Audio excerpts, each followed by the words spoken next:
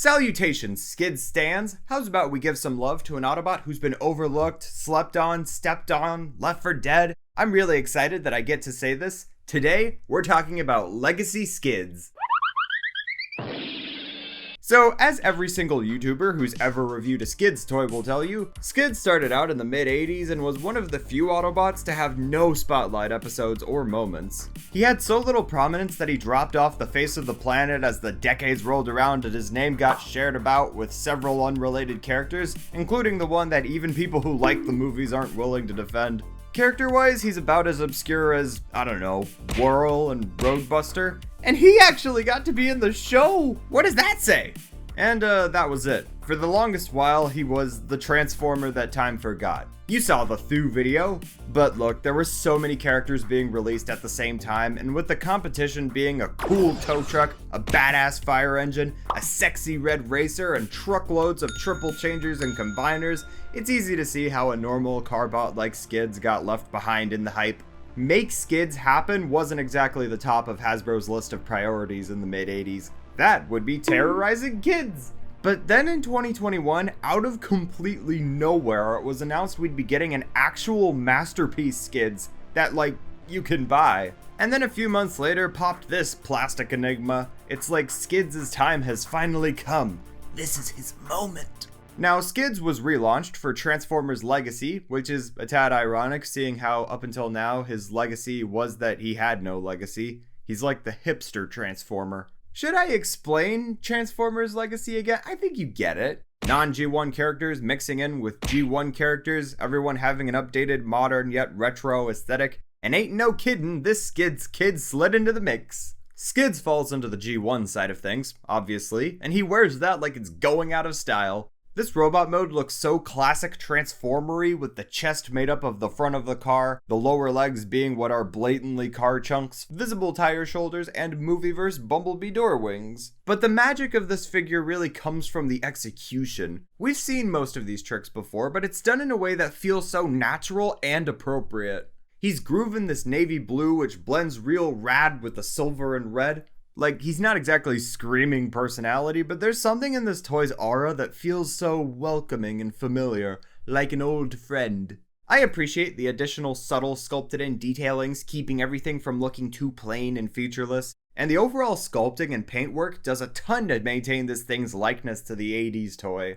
His arms do a good job at being arms, and there's no shortage of legwork here with the striking silver and the chunkalicious car calves looking like baggy sweatpants. And they even sculpted in the inside of the ankle tilt? I mean, alright Hasbro designers, show off, get crazy. And getting to his robot-y head, the eyes really pop with the silver face and the darker blue helmet, and his face looks like he's deep in thought. Which makes sense, seeing as how he loves to spend his days learning and daydreaming. He apparently also loves getting built into furniture and picking up cowboy chicks. Oh sorry, I didn't realize I was looking at a babe magnet. I'm just kidding, of course I knew that. There's a ton of posing potential brought forth by the stunning articulation we've come to expect from modern Transformers, packing all the action you'd want from a theoretician. My only gripe comes from the shoulders not staying in place as firm as I'd like, but it's by no means loose, so I guess I'll live to cry another day. Skidding to the accessories, he comes aided with a Gennaro Robo Blaster and a dual laser thingamabob. Something I always found weird about Skids is that with both his G1 and Masterpiece figures, he came with weapons he couldn't actually hold with his hands. They just sort of peg onto his arms, maintaining a facade. I actually quite like how this looks though, giving off a bit of Iron Man energy. This toy lives up to that with appropriately placed arm weapon ports, but they can still slot into the hands if that's too avant-garde for your taste. But he also includes this axe gun. It's an axe that is a gun. The axe blade reminds me of a protractor, which I guess is in character, and I guess it's funny how he holds it like a coffee mug. Or you can position it horizontally to make it look like a gun that is a sideways axe. They all combine together for some reason, so you could make this! I guess this is fine. It's a bit much, but I'll take it over the over-weaponized nightmare that was Thrilling 30 Skids.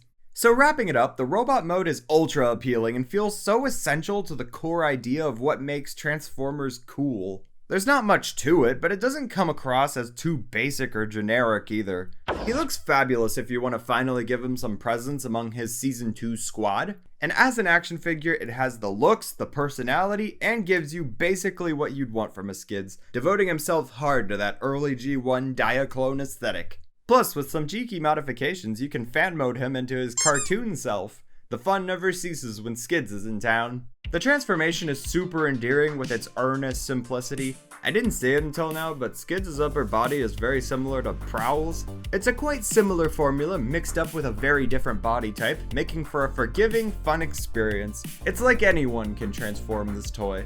And this car mode is super lovable. Look at this, it's so cute. Like, just to be clear, this is not a badass. But isn't that why it's great? He's a theoretician, let him transform into this dorkmobile, an average standard that'll-do engine driven by all the Joshes of the world. I guess the back is a bit light on paint and it's a bit weird that the front tires are clipped on, but the back ones aren't? But this thing is too precious, why should I even care about that? Oh, and he's still doing the weapon port thing, so if you want to offset the vibe of this car, feel free to jam some blasters onto it. He's also showing off the red and silver stripe there to suit up the stylings a smidge. It helps keep this thing from looking too ordinary and boring. It's very unassuming, but all the while, the pronounced angles and blocky shape does give it some identity. It does pretty much just seem like the G1 Skids toy updated for 2022, but when you consider that Skids hasn't been able to look like this for decades, I think that's perfectly valid. Plus, this mold would look super rad in silver and red. You know, just throwing that out there. When it comes down to it, Skids is super solid and leaves a pretty great mark on Legacy Wave 1. Additionally, it's worth noting how unbelievably this figure dates the Thrilling 30 toy from 2013, which, real talk, is probably one of my least favorite figures of my whole collection, with his try-hard design, haunted face, god-awful shoulders, cheap, wobbly feel, and almost completely lacking the ability to stand. And Legacy Skids just makes that toy look like trash. And you know me, I really don't like being Dr. Negative, but this thing has aged worse than any of the Classics toys from 2006. So I guess what I'm saying is, not only is Legacy Skids a super satisfying figure in its own right, but it fills a collection void and improves the spot in every way possible from the bad taste left by the previous figure of this character.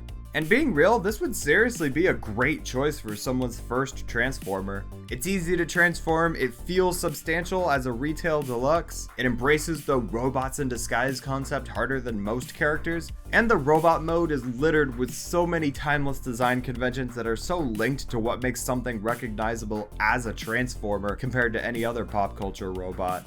I think I've always liked Skids for the same reason I like Movieverse Jolt, and that they're both cool blue Autobots who rarely get any acknowledgement or mainstream recognition. And isn't that what the fans just love? He's like the Autobot Derpy. And yeah, that's the note I chose to end this video on. So until next time, please do keep it peaceful, my groovy Stardust.